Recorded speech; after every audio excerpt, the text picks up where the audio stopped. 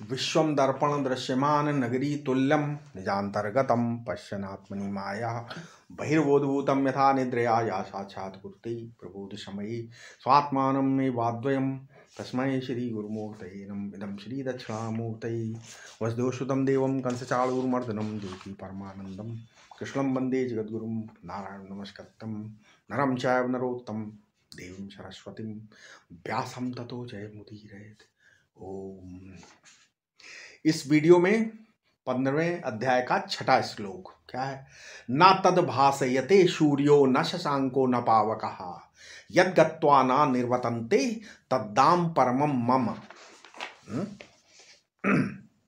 उस स्वयं प्रकाश पद को सूर्य प्रकाशित नहीं करता और न चंद्रमा या अग्नि ही प्रकाशित करते हैं। जहां जाने पर फिर नहीं लौटते वही मेरा क्या है? परम धाम है। वही मेरा परम धाम है जहां से वापस नहीं आते हैं। यानी जो पहले जो कहा है कि यस्मिन गता न निर्वतन्ति भूयाः, उसकी ये व्याख्या है। असल में यहाँ निर्वतन्ते होना चाहिए, नहीं। फिर देखो पाणिनीय व्याकरण निर्वतन्ते ही बोलता है, निर्वतन्ती नहीं बोलता है। वैसे व्याकरण सम्मत बना तो सकते हैं, परंतु छोड़ो उसको, जरूरत क्या है। भगवान कहते हैं कि तुम उस अव्यय पद को आंख से देखना चाहते हो तो आंख से क्या देखोगे उसको? आंख से अनुग्राहक अधिदैव सूर्य देवता ही नहीं देख सकते। अधिभूत रूप से आंख नहीं देख सकती, अधिदैव रूप से सूर्य नहीं देख सकते, और अध्यात्म रूप से बुद्धि का भी दृष्ट नहीं है।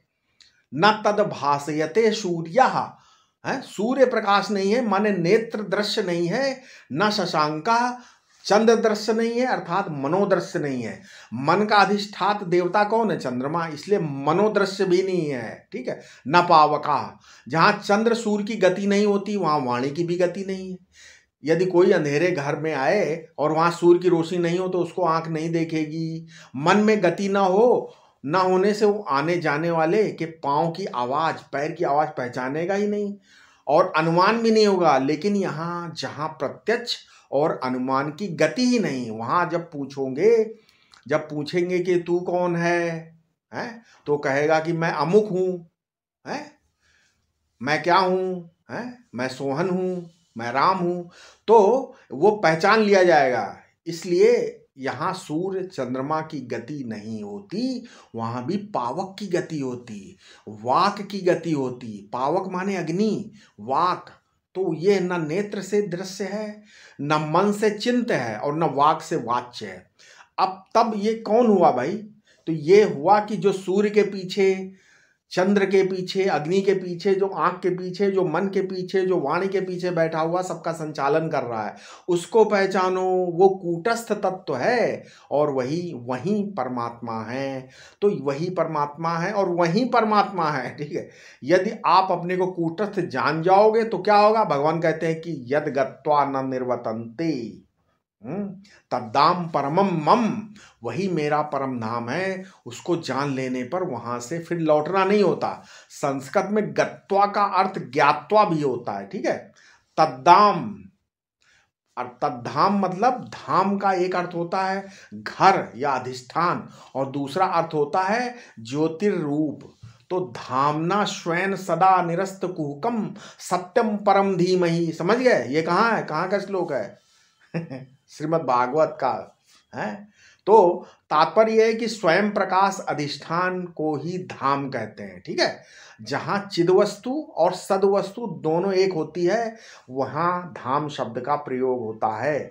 वही धाम है। ठीक है, ऐसा समझो। मतलब सूर्य संपूर्ण जगत का प्रकाशक होने पर भी उस पद को प्रकाशित नहीं कर सकता, क्योंकि स्वयं प्रकाश स्वरूप है वो पद जहां पे, तथा और सब भी उसी से प्रकाशित होते हैं। उस परम पद को प्राप्त होने पर इसलिए नहीं लौटते क्योंकि असंग शस्त्र से सबका छेदन कर दिया, तभी तो उसको प्राप्त हुए। अब अतः उसमें उनकी कोई आसक्ति या वासना नहीं रहती, अथवा अभेद होने के कारण स्वस्वरूप से उसका कोई भेद भी नहीं रहता। जन्म तो उसी का होता जो कर्ता भोक्ता हो, और कर्ता भोक्ता तभी तक रहता जब तक विवेक ना हो। और विवेक होने पर तो जिसके कारण अपने को कर्ता भोक्तापन की भ्रांति होती है वो बुद्धि भी दृश्य के अंतर्गत आ जाती है, इसलिए फिर वहां से लौटना नहीं होता। अब यदि शंका हो कि अखंड सच्चिदानंद में जीवादि की सृष्टि होनी संभव नहीं, तो इसका समाधान करने के लिए भगवान आगे 7वां श्लोक बताते हैं। ठीक है, क्या बताते हैं? बोलते हैं ममे वांशो जीवलोके जीवभूता सनातनः मनासस्थानी इंद्रियाणि प्रकृति स्थानी कर्षति। इस जीवलोक में मेरा सनातन अंश ही जीवात्मा है। ठीक है, जो प्रकृति में स्थित मन सहित 6 इंद्रियों को खींच लेता है। ठीक है, ये है, यानी क्या हुआ इसका अर्थ? अब भगवान ये व्याख्या करते हैं क्या कि वो परमात्मा इस लोक में कैसे व्यवहार कर रहा है। आप लोग ये गणित जानते हो कि अनंत का अंश भी अनंत होता है, नहीं समझे? अनंत का जो अंश करोगे तो वो भी अनंत होता है कि नहीं होता? अनंत में चाहे गुणा करो, है, चाहे 2 का गुणा करो, 3 का, 4 का, अनंत ही रहेगा। है, अगर अनंत को मल्टीप्लाई करो चाहे जिससे, अनंत रहेगा। तो अनंत 2 अनंत नहीं होगा। और अनंत अगर अनंत बटे 2 है, 1/2 मान लो, बोलो अनंत बटे 2 तो भी नहीं होगा, डिवाइड करने पर भी नहीं होगा। तो इसी तरह परमात्मा है अनंत और उसका अंश भी है अनंत। इसलिए बोलते भिन्नत्वेन प्रतीयमान होने पर भी, अंशत्वेन प्रतीयमान होने पर भी अनंत ही रहेगा, क्योंकि वो ये ममेवांशः मेरा ही स्वरूप है। जीव भूता सनातना, वो अनादि माया से, अनादि अविद्या से जीव हो रहा है। मनासष्ठानी इंद्राणी, मन है 6ठी संख्या का पूरक। 6 होता ना, षष्ठ माने 6ठों। संस्कृत में जो षष्ठ है वो पूर्ण प्रत्यांत है। ठीक है, मतलब यह है कि इंद्रियां तो 5 ही हैं पर मन इनको 6ठा बना देता है। ठीक है, 5 इंद्रियां लेकिन पर मन इनको 6ठा बना देता है। ये होते हैं कहाँ? बोले प्रकृति स्थानी, ये प्रकृति में ही स्थित होते हैं। ये सब के सब औपाधिक हैं, उपाधि के रूप में, और इन्हीं उपाधियों के कारण जो पूर्ण परमात्मा है वो अंश के रूप में मालूम पड़ रहा है। ठीक है नहीं? वो पूर्ण परमात्मा अंशात्मक रूप से आपको पता चल रहा है। अब इसका प्रश्न ये है कि जो ब्रह्मांड साक्षी या पंचकोशों का साक्षी ये जीव कैसे हो गया? कुछ लोग बोलते हैं अच्छा अंश कैसे हो गया फिर ये? इसका उत्तर है ईश्वर और जीव की शक्तियों में भेद है, स्वरूप में नहीं है भेद, शक्तियों में भेद कह सकते हो आप ना, जीव और ईश्वर की। ईश्वर सर्वज्ञ है और जीव अल्पज्ञ है, इसी से इनमें अंशांशी भाव, अंश और अंशी भाव माना गया है। ये भेद माइक उपाधि के कारण है। जो वास्तविक शुद्ध स्वरूप है उसमें कोई भेद नहीं है। जैसे आकाश एक होने पर भी मठ और घट की उपाधि से उनमें भेद की प्रतीति होने लगती है, तथा उनके मठाकाश घटाकाश से ये भिन्न भिन्न नाम भी पड़ जाते हैं। अब यहाँ प्रश्न ये हो सकता है भाई यहाँ जीव लोक से यहाँ फिर क्या तात्पर्य है? इसका उत्तर है जो जीव के अनुभव में आता है वो जीवलोक है, अथवा जीव की सृष्टि ही जीवलोक है। यहाँ 17 तत्वों से बने सूक्ष्म शरीर को ही जीव कहा है, साक्षी को नहीं कहा है जीव। ठीक है, क्योंकि साक्षी तो कूटस्थ है, उसमें आना जाना नहीं है। सूक्ष्म शरीर में मन की प्रधानता है, वही मनुष्यों के बंधन और मोक्ष का कारण है। वही इस जीवात्मा को विभिन्न योनियों में ले जाता है। जीव को अपना सनातन अंश इसलिए कहा है, क्योंकि वास्तव में तो कोई भेद है नहीं। ये अंशांशी भाव तो घटाकाश मठाकाश के समान केवल औपाधिक है। अब प्रश्न एक और हो सकता है, यदि जीव और ईश्वर में अभेद है, दोनों एक हैं, तो जीव दुखी क्यों है?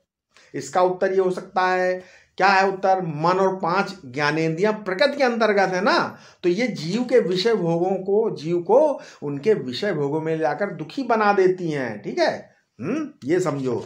इसके आगे अब कौन सा 8वां श्लोक क्या है?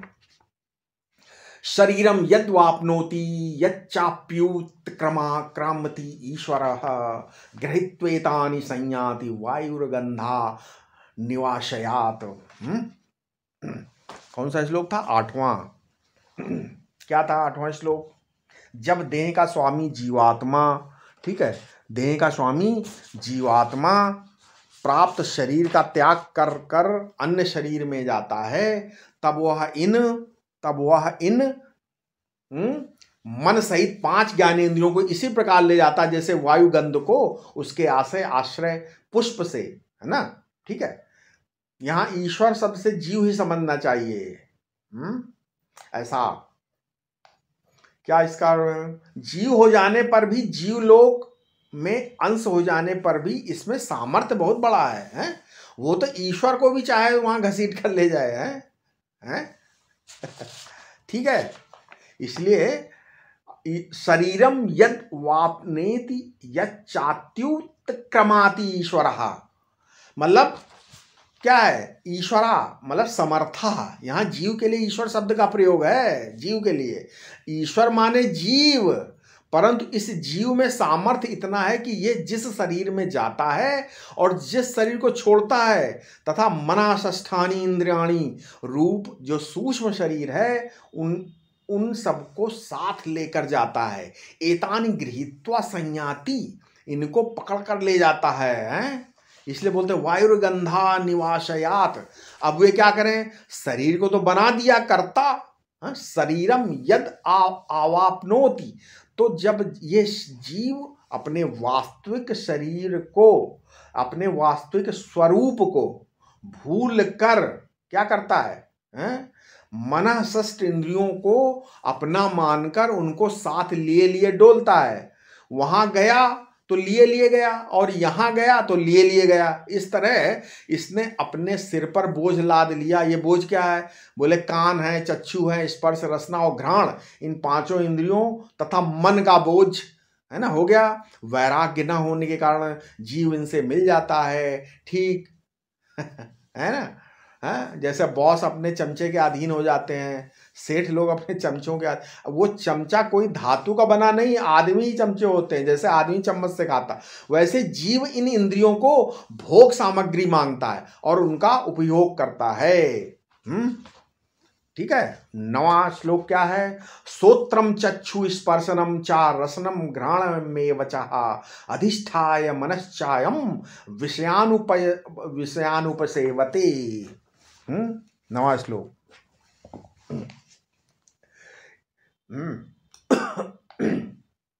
क्या बोला? बोला कि ये जीवात्मा श्रोत्र, चक्षु, त्वचा, रसना और घ्राण इंद्री तथा मन का आश्रय लेकर विषयों का सेवन करता है। ये स्वयं कुछ भी नहीं कुछ तो भोग नहीं सकता। मन और इंद्रियों के द्वारा इसका सारा भोग होता है। यदि ये इनसे असंग हो जाए तो फिर विषयों का कोई आकर्षण नहीं रहेगा। फिर तो अनुकूल प्रतिकूल सभी परिस्थितियों में क्या हो जाएगा? साम्य हो जाएगा, बिल्कुल साम्य है, एकदम साम्य हो जाएगा। ठीक है, यानी इसी मन को अपने काबू में करके ये जीव विषयों का उपभोग करता है। आत्मा स्वयं विषयों का उपयोग नहीं करता, माने उपाधि द्वारा ही विषयों का उपभोग होता है। जब उपाधि संसर्ग छूट जाता है, यानी संसर्गाध्यास की निवृत्ति हो जाती है, तब अनुभव होता है कि ये मन और इंद्रियां न मैं हूँ न ये मेरे हैं। जब ये मैं हूँ और ये मेरे हैं, इस रूप में ज्ञानाध्यास की निवृत्ति हो जाती है, तब अर्थाध्यास में निवृत्त हो जाता। अरे भाई, ये मन और इंद्रियां तो कोई वस्तु नहीं है, ये क्यों नहीं आप मान रहे हो? अब आगे 10वां श्लोक क्या है? उत्क्रमांतम स्थितम भुंजानम वा गुणान्वितम विमूढ़ा नानुपश्यन्ति पश्यन्ति ज्ञान चक्षुषः। आत्मदेव है ना ये ठीक है, ज्ञान चक्षुषः बोला है यहाँ पर। उठते बैठते खाते पीते समय अज्ञानी लोग अपने को गुण से युक्त नहीं देखते, किंतु जो ज्ञान नेत्र वाले वे ही देखते हैं, ज्ञान नेत्र वाले ही देखते हैं। ठीक है, अज्ञानी नहीं। आत्मदेव चाहे शरीर छोड़कर निकल जाएं, चाहे इसमें रहें, चाहे स्वयं खाएं पिएं, चाहे कुछ भी करें, लेकिन गुणों से युक्त होने के कारण ही निकलते रहते हैं, खाते हैं। यदि गुण के साथ इनको ना जोड़ें तो ये न निकलते हैं, न रहते हैं, न खाते हैं, न पीते हैं। गुण की उपाधि के कारण ही इनमें स्थिति और भोग मालूम पड़ते हैं। वास्तव में गुण सहित नहीं है तथा मन व इंद्रियों के साथ इनका कोई संबंध नहीं है। लेकिन जो विमूढ़ लोग हैं वे नहीं देखते कि ये सब तो उपाधि का काम है। पश्यन्ति ज्ञान चक्षुषा, जिसको ज्ञान की आंख प्राप्त है वे देखते हैं कि गुणान्वित उपाधि से युक्त जो आत्मा है उसी का उत्क्रमण होता है, उसी की देह में स्थिति होती, वही भोगता होता, वही नरक स्वर्ग में आता जाता है। असल में गुण और आत्मा का तो कभी संबंध होता ही नहीं है, केवल भ्रांति के कारण संबंध मालूम पड़ता है। तो और जो भ्रांति के कारण संबंध मालूम पड़ता है वो तत्व ज्ञान से मिट जाता है। संबंध के अत्यंताभाव के अधिष्ठान में ही संबंध प्रतीत हो रहा है, इसलिए संबंध भी मिथ्या है और संबंधी भी मिथ्या है। तो संबंध और संबंधी दोनों मिथ्या। विवेकी पुरुष तो शरीर को उठने बैठने खाने पीने क्रियाओं के समय उन्हें साक्षी भाव से गुणों के द्वारा प्रेरित देखते हैं, किंतु अज्ञानी विवेकहीन होने के कारण अपने को कर्ता भोक्ता मानकर ऐसा नहीं देखते। कोई लोग उत्क्रमांतम का अर्थ देह त्याग करते समय भी करते हैं, परंतु वे ठीक नहीं, क्योंकि भुंजानम पद से यह सूचित होता है कि ये जीवित अवस्था की बात है, ठीक है, मरने के बाद की बात नहीं है। गुणान्वितम से भी सूचित होता है कि गुणों के व्यापार के समय भी ये स्थिति है। सारांश क्या निकला कि अज्ञानी उठते बैठते खाते पीते हर समय देखता है कि मैं ही सब क्रियाएं कर रहा हूँ, और जो बोधवान तत्वज्ञानी है उन्हें गुणों का व्यापार समझते हुए अपने को अकर्ता अभोक्ता देखता है। तो ज्ञान चक्षु से देखने वाला ही ज्ञानी है, विवेकवती बुद्धि ही ज्ञान चक्षु है, और यही तीसरा नेत्र कहा जाता है, ठीक है। अब प्रश्न हो सकता है कि ऐसा कहते हैं कि भाई जो रेगिस्तान की भूमि का ज्ञान हो जाए, मरुभूमि का ज्ञान होने पर भी उसमें जल की प्रतीत होती है, उसी प्रकार ज्ञान होने पर संसार की प्रतीति होती, ये क्या ठीक बात है? ये बात ठीक है क्या?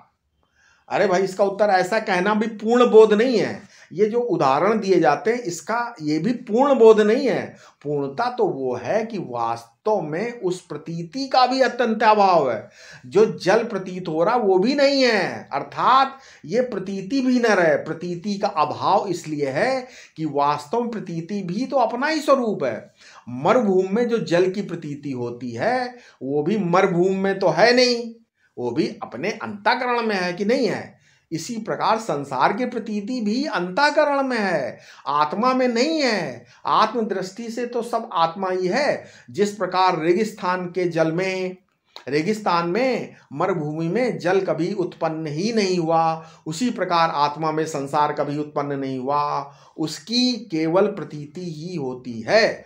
और ये भी विवेक काल में ही बोध होने पर तो प्रतीति भी बाधित हो जाती है, ठीक है। अतः ये कहना कि संसार नाम रूप है ठीक नहीं, प्रतीति हो किंतु उसकी सत्ता ना रहे, इसे ज्ञान कहते हैं। और प्रतीति तथा सत्ता दोनों ठीक है ऐसा कहना ज्ञान है, किंतु प्रतीति का अभाव तो अभ्यास से होता है, और अभ्यास कर्ता के द्वारा हो सकता है, किंतु ज्ञान होने पर कर्ता नहीं रहता। इसलिए ज्ञान से प्रतीति नष्ट नहीं होती, केवल क्या होती, बाधित हो जाती है। अतः सिद्धांत तो यही है कि ज्ञान होने पर प्रतीति का भी अत्यंता अभाव हो जाता है। यदि प्रतीति का अभाव या बाध न हो तो समझो कि बोध ही नहीं हुआ, मतलब आपको अभी तत्व ज्ञान नहीं हुआ, ठीक है। आगे 11वां श्लोक, यतन्तो योगिनश्चैवं पश्यन्त्यात्मन्यवस्थितम् यतन्तो अप्यकृतात्मानो नयनम पश्यन्त चेतसः।